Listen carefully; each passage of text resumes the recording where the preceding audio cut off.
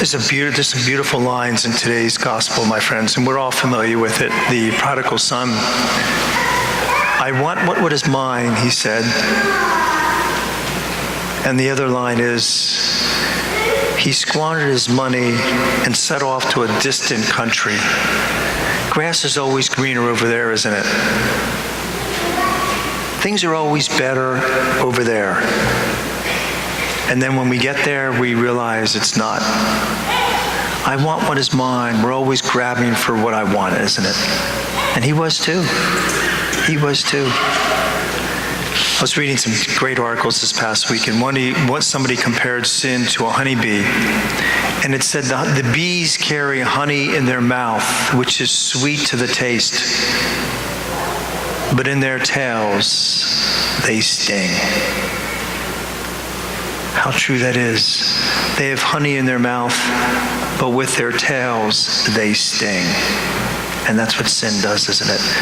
There's nothing that tastes better, looks better, feels better, or even hears better than sin, isn't it? He coming to his senses, he thought.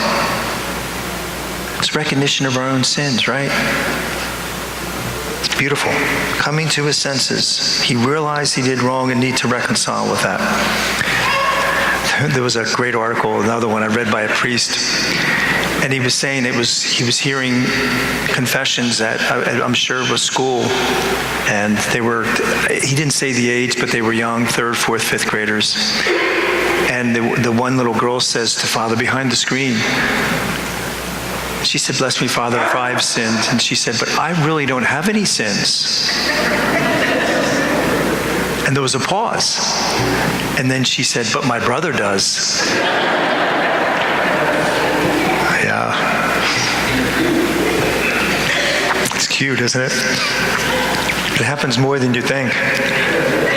Yeah, it happens more than you think. But we need to come to our own senses, don't we? We really do. Because every one of us in this church, myself included, have sins that we need to deal with. What are the consequences of sins? See, we need to know consequences if we're going to be able to do anything about it. One of the books I read this past year, and it's not a religious book, but it's a great book. It's The Boys in the Boat. It's about the 1936. It's a University of Washington crew team that went out to win the Olympics over at Berlin, Germany, and it was really upsetting to Hitler. But it just shows the story, and the main character, his name is Joe Rance, and Joe lived in a very difficult life. When he was very young, his first mother died, and then a few years later, his father remarried, and the stepmother, and they had some more children. The stepmother hated Joe and actually abandoned him, and Joe was left to raise himself. And then he was dating a wonderful girl. Her name was Joyce, and he finally ended up marrying her.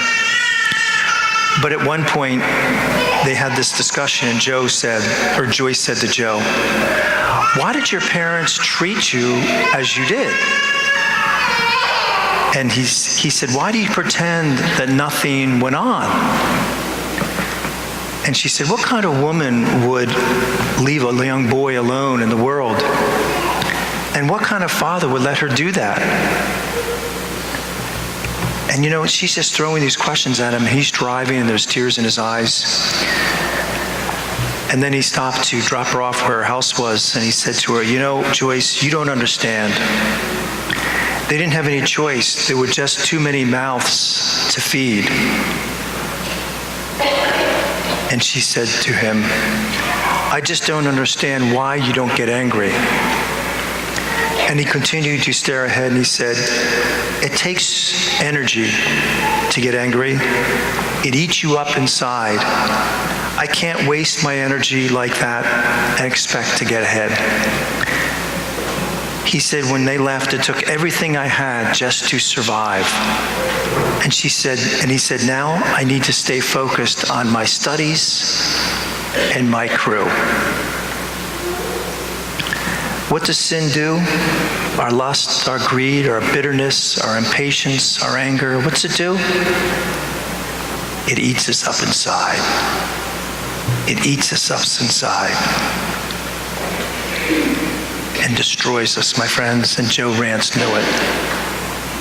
Whatever it is, greed, jealousy, lust, anger, impatience, bitterness, all those, the list goes on and on and on. Whatever it is, destroys us from the inside out, and he knew it. And he knew it. What do we do about it, my friends? What do we do about it? Another priest was writing his article about his best friend in the seminary. His best friend, his name was Eddie. Both of these guys got ordained. But Eddie was telling this other priest, his name was Father John, about his life and how when he was 6 years old, his mother dropped him off at one of these Lourdes houses or something similar to that because she couldn't raise him. And he said he remembers running after that taxi at 6 years old. And he said, I'll never forget that, running after that taxi while his mom is driving away.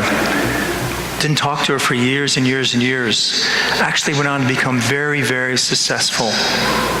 Went to top schools, started a CPA firm that was incredibly successful. And after several years of that, the CPA firm, he sold the firm and actually went into the seminary. And then right before you get ordained, you have to do a 5 to 7 day retreat. And part of that's going to confession. And those two guys made the retreat. And at some point, Eddie says to his friend, he said, there's something I need to do before I get ordained. And this was after he went to confession. And his friend said to him, what's that? Do you know what it is? He had to call his mother. He had to call his mother, of which he did. He said after a long, solemn conversation, the longest chase in my life has finally ended. For 41 years, I chased that taxi in my mind, and now I could stop.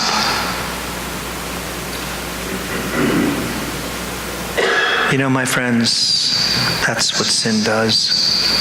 And Eddie knew it. He's a priest today. And he knows the power of reconciliation and the power of confession. Because it ended the longest chase in his life. And such a healing thing. My friends, next week on Sunday, we have the penance service here on Sunday afternoon. I hear confessions on Thursday afternoon, 4:30 to 6. Sunday we'll have like 8 priests here. It's a great opportunity to get to the root of the sins in each one of our lives, my friends, and let that healing take place. God bless you.